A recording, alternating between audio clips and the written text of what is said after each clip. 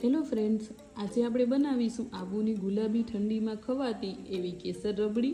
તો તેના માટે મેં અહીંયા એક જાડા તળિયાવાળી કઢાઈ લીધી છે. ત્યાર પછી આપણે તેમાં 1 લીટર જેટલું દૂધ એડ કરશું અને થોડું કેસર નાખશું.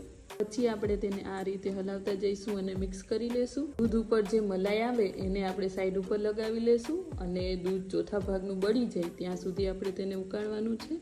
દૂધ બળી ગયું છે તો હવે આપણે જે સાઈડ ઉપર મલાઈ લગાવેલી એ આપણે તેમાં એડ કરી દઈશું. જો તમને એલચી પસંદ હોય તો તમે એ પણ એડ કરી શકો. હું અહીંયા એલચી નથી નાખતી. હવે આપણે તેમાં 2 ચમચી જેટલી ખાંડ એડ કરશું. તમને જેટલું મીઠું પસંદ હોય એટલી તમે ખાંડ એડ કરી શકો. આ રીતે આટલી ઘાટી થઈ જાય એટલે આપણે તેને નીચે ઉતારી લેશું અને એક બાઉલમાં કાઢી લેશું. પછી ઉપરથી થોડા ડ્રાયફ્રૂટ્સ નાખીને તેને મિક્સ કરી દેશું.